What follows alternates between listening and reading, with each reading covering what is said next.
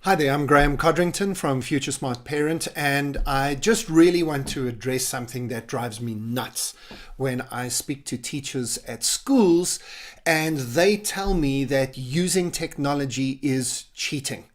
Now, this has happened a few times. The teachers who are saying, well, if young people have access to their phones, and then they can look up something, that's cheating.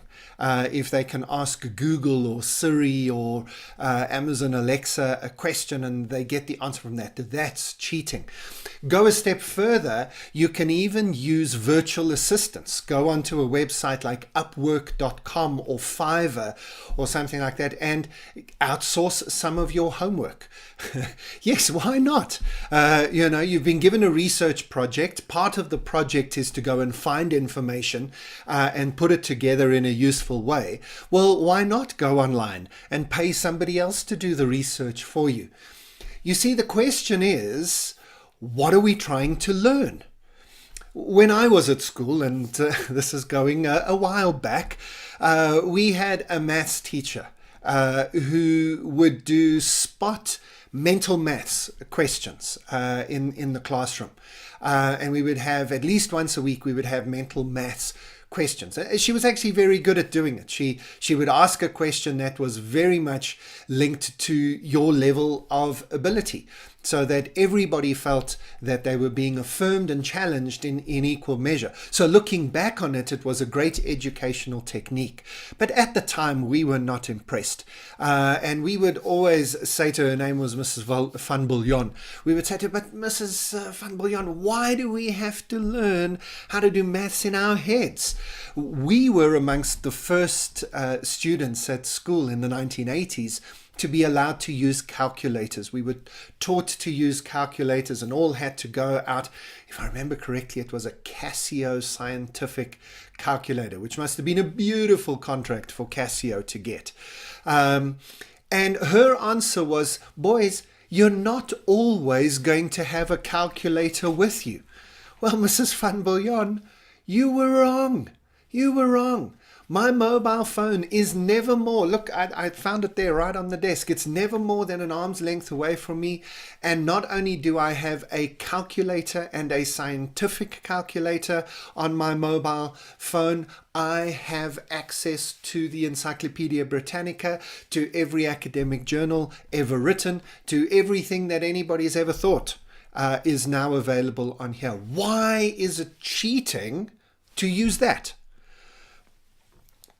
We shouldn't be testing people's memories at school. I say this as somebody who has a great memory. So for me, it worked. If you ask me to remember something and then regurgitate it in a few weeks or months' time, perfect. I'm getting good marks. I can come top of the class. So I'm saying it as somebody who works well in that system. But to think that that is what we accredit people and certify people with is ridiculous. Now, of course, good educators are going well beyond the memory thing, but we've got to go further. We've got to make sure that we are testing the ability of young people to gather lots of information, analyze it, synthesize it, make sense of it, and communicate it effectively. Memory is irrelevant. I had the same argument with my tax lecturer at university when I was studying my first degree. We had to learn the entire Tax Act, two big, thick lever arch files of tax legislation. And my argument was, if I ever become a tax consultant, there is not a moment in my career when I will not have that Tax Act on the bookshelf right next to me and I can flip through it. Don't test my ability to remember the Tax Act. Test my ability to understand it, to apply it, to use it. In other words, the open book exam. The open internet exam, the open internet classroom, the open internet home, where our goal as parents is to teach our our children, our young people, our young adults, our students, how to use this device effectively without becoming addicted to it. Those are the skills we should be teaching. The debate about how much time our children should be allowed to spend on the internet and should they have access to the internet or not is entirely the wrong debate.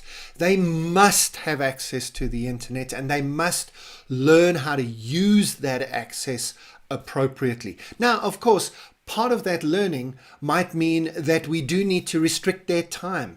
A part of that learning, especially if they're younger than 16, is stepping in and being a parent and putting boundaries and controls on it. Yes, part of that learning is being concerned if our children are becoming addicted to these devices. Yes, part of that learning is being concerned if our children can't engage with deep research, long hours of reading without flitting in and out in an ADD inspired hype of games and messages and Instagrams and so on. So yes, there are skills to be learned. So there are boundaries to be put in place. But to think that it's a binary conversation about have access or don't have access, of either you use it and it's cheating or you don't use it and that's the rule. We're having the wrong conversations is what I'm saying. Sorry, this is turning into a little bit of a rant, but I do feel very passionately about this, that our children are never, ever going to be without access to the internet and all of the resources that are available for accessing the power, the glorious riches of the online community.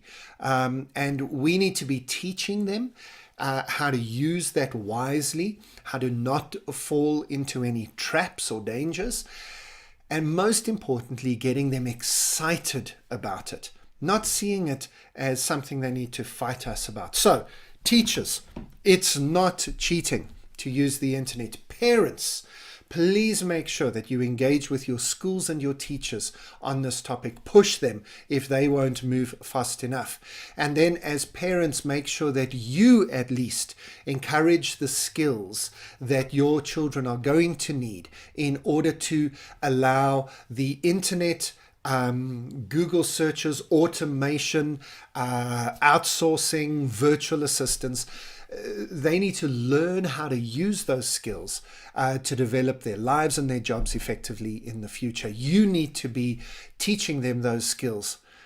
And that means that if you don't know them, then you need to be developing them as well. Something for you to do at the end of this video as well. The 2020s are coming. Let's be future smart parents.